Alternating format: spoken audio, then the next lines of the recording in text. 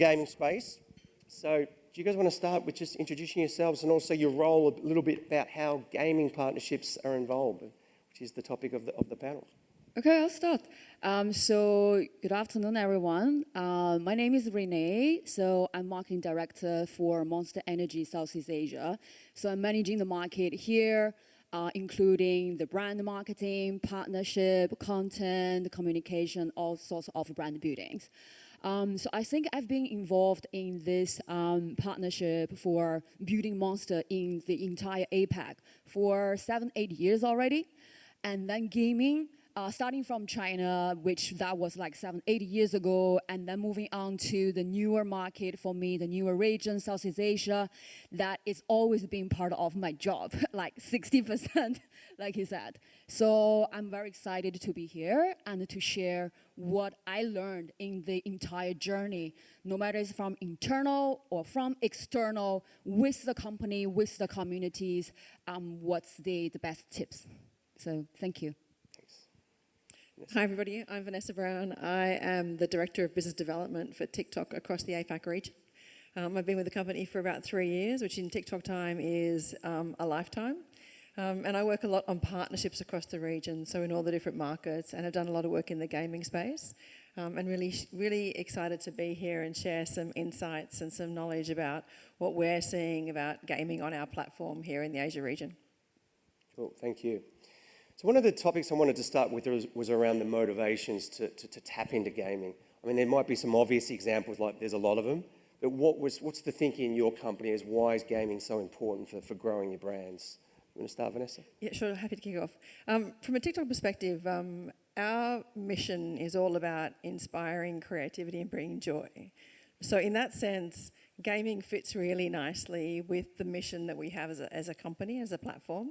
And then I think we look at what we're seeing on the platform, and it's phenomenal how much the gaming community is embracing TikTok as a platform to come together, to create content, to share content, to really engage in their passion. I think that's really exciting for us to see that. So across Southeast Asia, across APAC and globally, we're seeing that audience really come to TikTok as the go-to place to share information about gaming. You know, I'll kind of share some stats with you that we're seeing on the platform, but in 2022, we had 3 trillion views of gaming-related content on the TikTok platform. You know, 50% of our audience on a daily basis are consuming some type of gaming content. So we're seeing, you know, I really liked your stat about the diversity of gaming. It's you can say gaming it's not one thing, it's a wide, diverse audience. So we're seeing from hardcore gaming fans to casual gamers, cosplay, all coming to the platform to really fuel their passion. And so for us, that's you know, we are driven by our community. So we really wanted to further invest in that community who are actively using us as a go-to platform. I do remember presenting to one of the gaming companies probably 2 years ago, and we asked gamers, like, where do you discover games? And TikTok popped up, and they were all like, wow, we need a TikTok strategy now. So that's 2 years ago. It's clearly changed, where it's just such a massive part of the platform. Renee, what about Monster? Obviously, you guys are very integrated in gaming, as per the case study I showed. So can you tell me a bit more about... Motivation-wise, right? Yeah, motivations. Yeah. So it's all started with how the company built the brand. So actually, Monster, it's still a very young brand. I think the brand right now, it's about like 15 or 16 years old. So it's young brand. And then when the young brand and the but probably from the Western perceptions is this brand has been a lot of time, many years in the market already matured, especially in US and in Europe. Then the company actually start to think like, okay, so where can we, you know, still you know, staying fresh and recruit the young people into the consumer base. I think we all started from there. So back to about like 10 years ago, the company realized like, oh, so the motorsport fans, the action sport fans, you know, all of these fans where we, you know, in the beginning when we built out the brand, we continue to grow together with, they are getting into the middle age. So it's like, oh, so where can we grow? And then the gaming pops up. So I think it's all start from there. business reason and also the audience reason as a recruitment purpose. But then secondly, we discovered so Monster is always talking about from the brand vision standpoint, it's about unleash the beast. It's always the brand goal. So then when it comes to the new generation of the audience, no matter it's from US, from APAC, from Australia, whatever. So the young generation, the way of them unleash the beast is completely changed. They changed the dimensions. So people in the past, probably they wanted to really, express themselves. They need to be seen and physically. That's kind of the, their way of unleash the beast. But when the brand still wanted to remain this relevancy and still can connect with the young generation, then you need to find the vehicle is that, so young generation actually unleash their beast on the virtual world. So I think coming from these two motivations, that actually makes us really realize, well, that's the real territory. We need to be more engaging and we need to mean what we are doing and to really go there 100%. Yeah, I mean, just following on the audience point, so it seems like that you're heavily involved in shooters. With Call of Duty, there was also Apex Legends. So can you tell us a bit more about that? Like, you're targeting younger people. Did you see a nice overlap with that genre of games, and why Call of Duty was a partnership priority? Yeah, so, well, actually, there's actually a very wide, I would say, portfolio of us in terms of the gaming partnership. So Call of Duty, actually, I think we started the partnership back to 8 or 9 years ago, starting from US and then Europe, on and off for last couple of years. So when we firstly identified, we need to find some game which can really resonate that, firstly, it needs to be first-person shooter and very easy to understand. And then people actually can resonate, this is the tonality that fits to the both sides. And then thirdly, that is easy for us to get into it, to really, to tell because when Monster doing gaming partnership is not just about to go with the gaming, like IP, names, logos, but also about how can we take a part of the story, how can we take a part of the characters, and how can we take part of the storytelling, and then how can we integrate it into a lot of touch points activation. This activation means we take Call of Duty actually to a lot of areas where it's the retails, chains, cinemas, or a lot of areas that the traditional game publishers, they probably won't go back to 7-8 years ago. But Monster will go there. And we take the partnership let's go. And we will amplify it 200%. So we make the people actually even know so this is a game and this is a Monster. So we make the consumer base and the awareness tripled. So I think that was really in the beginning, we identified that's the right partnership model back to many years ago. And then we just continue. We don't easily drop them if we find so we actually can fit in, they also fit in, and we both help each other to get into each other's territories with incremental impact. Then we continue the relationship, and then actually that strengthens the impact to the gamers along the journey. Cool, thank you. So one of the things I touched on is the complexity of the industry, and I think people trying to understand it. There's so many elements to it, and that obviously plays a role when you're a brand as to where do you insert your brand. So maybe for you, Vanessa, how TikTok thinks about their partnerships, is it esports or is it individual creators? How do you organise that and think, okay, this is for us? Any insight in that area? As a platform, we're very much driven by our community and by our creators. So they will always kind of help us define where we insert ourselves and what we support. So how can we, from a platform perspective, how can we find the right tools, the right investments, the right campaigns to really fuel that passion on the platform? And we also just ran a program around esports as well. So that was because we saw a great demand for it. So we ran a program up in the Philippines called The Greatest Gamer, which was around supporting the Filipino esports community. So, we're seeing huge volume in that community, 43 million gamers in the Philippines. Something like 95% of people 16 to 64 in the Philippines who are accessing the internet are gaming. So we saw a huge need there. We saw a community who were really engaged in the esports. So we ran a program up there in partnership with Smart Amiga esports team and MLBB, so one of the most popular mobile games in the Philippines. And we ran it on TikTok as well with some other partners, Grab, Samsung and Smart Telco.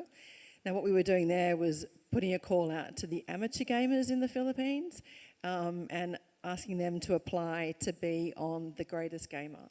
So we had 5,000 entries of grassroots gamers who play MLBB in the Philippines. From that kind of huge response, we chose 10 contestants to come on to a reality type TikTok, made for TikTok program in the Philippines, and then ran a program for 3 weeks of challenges. And the idea there was to really support that community, showcase to the grassroots, provide a window of what it's like to be a pro gamer. These days pro gaming is a career. It's developed so much over the past few years. So we ran that program up there. We had phenomenal success. The contestants who won, Spidey, is now on the Smart Amiga esports team and actively playing in the MPL. So fantastic. So I think what we'll always do as a platform is look at what our community is telling us, look at what our creators are telling us. How can we really find the right opportunities, the right vehicles to invest in those opportunities and support them further to really to really encourage them to come back to us more often. Yeah, it's a great example. You've really changed that person's life. Absolutely phenomenal. We ran it in Indonesia a couple of years ago, and we had somebody win that as well. But the Philippines, the talent we uncovered up there, and for Spidey to go from an amateur gamer into MPL is absolutely phenomenal. And as a platform, we all got goosebumps watching this, watching the impact that we'd had, and I think too, really raising the profile of how talented that market is, how talented the gamers are, and how big esports is in the Philippines. Very cool. Just sticking on esports for a minute, both your brands have various partnerships in esports. There's been a bit of negativity about esports. It's like we've had the big boom and there's been consolidation and questions about business models, etc. Do you guys have any thoughts about that, the state of the industry and whether it might affect how you think about involvement in esports in the future? It sounds like you're very positive. Vanessa, Renee, maybe you have something to think about that, or is it just like as a brand, it's just sort of powering on in esports? I think it's definitely, I'm super positive with this because I think unlike in the market where I think when it comes to international marketing, so in US and Europe, gaming industries are highly developed, and even for Japan or Korea. But in this part of the world, in rest of the APAC, actually there's a lot more room to play. So when Monster getting into this market, we're still new and we're in the the 4th or 5th year of the brand journey. There's more room to really work together with, no matter it's from a local esports team standpoint, league, tournament, or streamers, that actually give the kids, I call them kids, I call them communities, that actually give them the hope and they really love the brand, like go this near to them. And so I think overall speaking, still super positive and as a brand and to support them. Yeah. It sounds like you are as well, Vanessa. Yeah, I'd agree. I think our experience in both Indonesia and the Philippines with The Greatest Gamer has shown us the appetite, and really there's a huge grassroots, movement of players who want to get into the pro leagues. And I think it's the professionalism that's kind of come to the esports teams and the esports programs. We see, like I said before, we see across the platform that diversity from different hardcore gamers, casual gamers, esports enthusiasts. So we're definitely seeing a lot of positivity out of it. Yeah, cool. So just turning more personally now, it's a complicated industry. When you both sort of started working in gaming, what was any insights from your personal journey to try and get your head around this really complicated industry? Particularly, I don't know if you're gamers yourself, but I know if you're a gamer, it's easier, obviously, but there's a lot to get your head around. Any insights there? Yeah, I can start. I think two things. When I firstly started this journey, internally that was a bit difficult actually. So I'm talking about 10 years ago. It's kind of like a taboo in front of our CEO because like, what? No, they're nerds. We can't be associated with them, right? But then when time moves on and also industry also developed and also you really showcase what they're doing, who they really are, there's actually a lot of the people like behind, they do have the passion and they can represent for the brand. And then your case can be presented. That was kind of like struggling in the beginning. So I believe still these days, still some companies or brands are going through this, which I totally understand.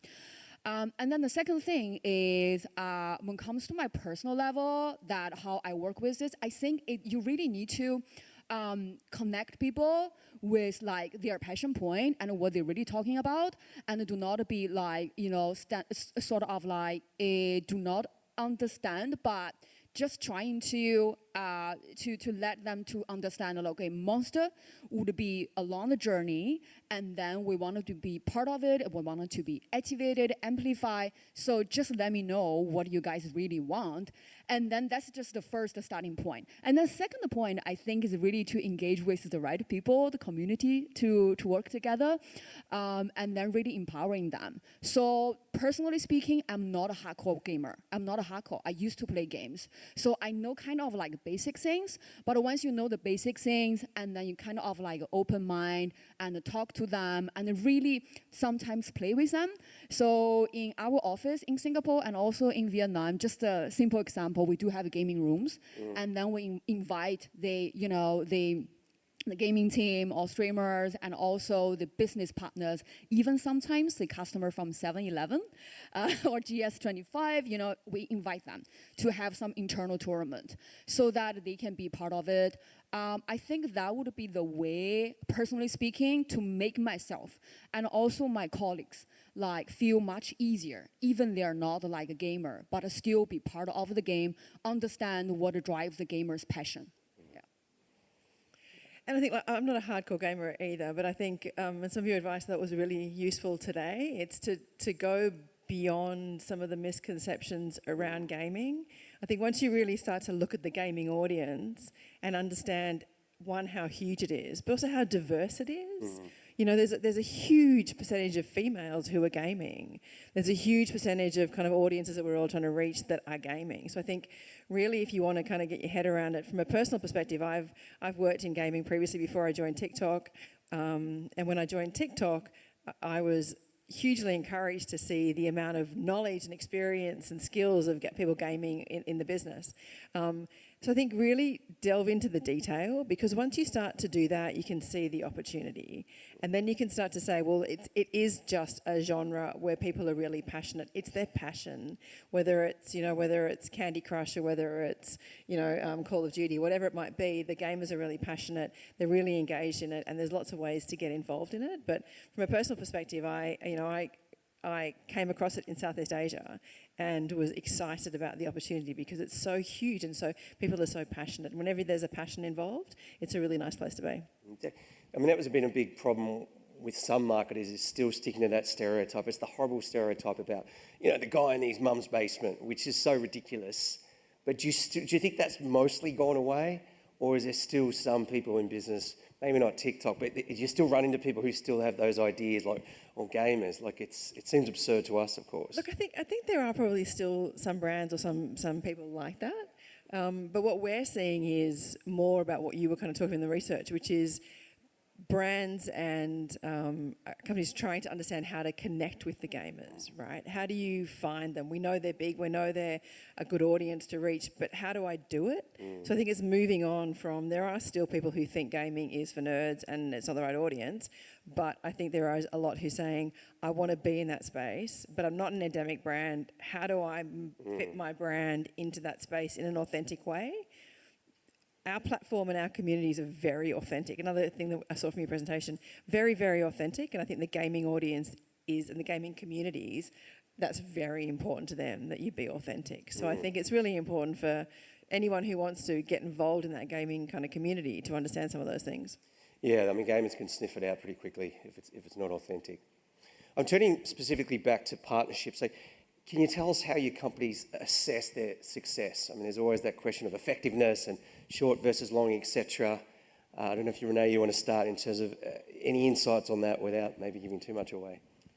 Yeah, I think it's not coming from like a sophisticated research standpoint. I'll just give you an example. So after years of working in gaming industries, so our brand, Monster Energy, actually just like recently, a couple of months ago in Vietnam, received an award, selected actually by the gamers in the entire Vietnam. So Monster Energy right now is most favorable beverage among gamers. That's the way how we evaluate the success. And then we've been receiving this like almost, not like everywhere, but in most of the market, you can hear it, even sometimes from the industry, sometimes from online, and the people really are talking about like, oh, okay, when I play a game, of course I drink Monster. So that's the way how we evaluate the engagement, the fans' voice, and the selections. Yeah, I mean, it's an interesting point you hit on in that you can game and drink Monster at the same time. And I think there's certain categories that are more naturally aligned with gaming. Like you see the beverage brands do well, maybe not so much the luxury brands as I mentioned. Do you have any thoughts on, is there a point where you say, look, your brand just shouldn't be involved? Or do you think every brand can sort of benefit from gaming partnerships and targeting the large audience that it represents? Whoever's got an opinion. Okay, so I think starting from beverage, because every people needs to drink beverage, and energy drink is just like low-hanging fruit, because you need the energy to play longer time and to be focused. So yes, we pass that. But then when it comes to other categories, the people still need to eat food, right? And the gamers still need to work out. These days, some gamers, they have some pro-trained program and to stay healthy. So that comes with a lot of like categories already. And as far as I know, a lot of gamers, they really like to, looking into different like street fashions, clothing, or hair product. I mean, they're human, so there's actually a lot of categories can be fit in. But then I think the brand or the category needs to find a way, like how you tell the story. And the story needs to be just to use the people's face to tell the story, or you can really be integrated into their everyday life and to grow in that journey. I think that's the question, how brand can take it seriously and can be more authentically to tell the story. So there's definitely a room to play. And I would agree with that. I mean, look at the scale of the audience of the gamers. There's a diversity of demographics and audiences in there, right? So, marketers want to reach those audiences and those targets. I think it comes down to the brand. Obviously some brands will fit more authentically into the gaming space, but any brand, if they are committed enough, can probably find an authentic way to be there, right, to reach an audience. But, I think, like you said before, if a brand is not authentic or committed, the gaming community will sniff that out in a second.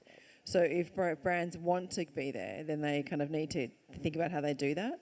And we look at brands on our platform too. So our platform is a way to reach a gaming audience in a much more entertainment, kind of a lighter way. So, what we saw when we ran the Greatest Gamer it was a really nice intersection of entertainment and gaming, and that's TikTok in a way. The platform brings together diverse communities, whether the subcultures, and it gives you a softer entry into the gaming community, and you can do it in a really nice way. When we talk to our communities on the platform, the gaming community is saying, we want brands to be here, but we want brands to be authentic. We want brands to create content that's fun for us, give us some entertainment.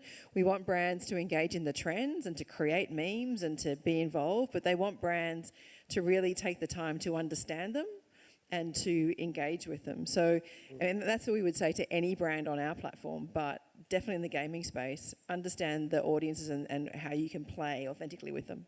Yeah, I mean, I think it's a lot about the execution, as we've talked about. Like the concept of the logo slap is probably not very effective.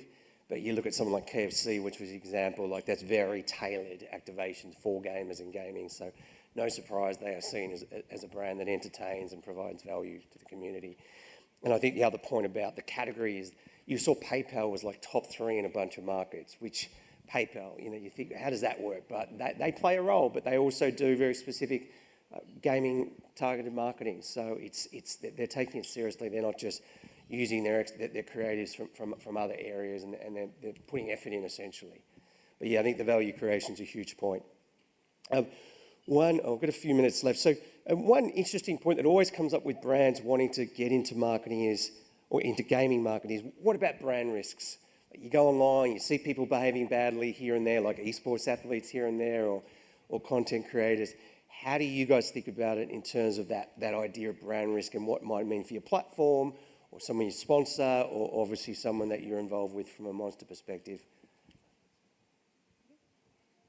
From a TikTok perspective, I mean, I've said it a few times now, the community and the creators are what we are all about, right? So how can we've got some pretty key terms of service and some community guidelines that we really follow. So for us, brand risk around gaming or brand risk around content is across our platform in general. So we take it very seriously and we work really closely on that. But what we find more importantly on the platform is our communities are actually mostly very supportive, very engaging, very authentic, and we try to really encourage that. So we as a platform don't see too many issues around that, and we haven't seen too much. It's more about authenticity and kind of involvement with those different communities. So for brands who wanted to engage in the gaming communities on our platform, I don't see much risk around it. But once again, it's about, the risk is more about being authentic and being on the platform in the right way. Yeah. Any thoughts on that, Renee? Very similar. So I think for our brand, we actually associated with streamers, gamers in different markets, but not like all the streamers or gamers we handpicked. And each of them are also like legalized as our, like a gaming team represented for Monster. So we do have team sitting behind and working with them on daily basis, and to make sure that whatever they're communicating and they're spread out, that fits to the, the tonality and also does not go across the line. So I think in that part is very similar. But that also, I think, echo back that when a brand really wanted to, especially from business standpoint, if a brand really wanted to taking this seriously and looking at like the whole portfolio of investment, then taking this as portfolio. So working with assets, especially teams or streamers, that's just part of your portfolio.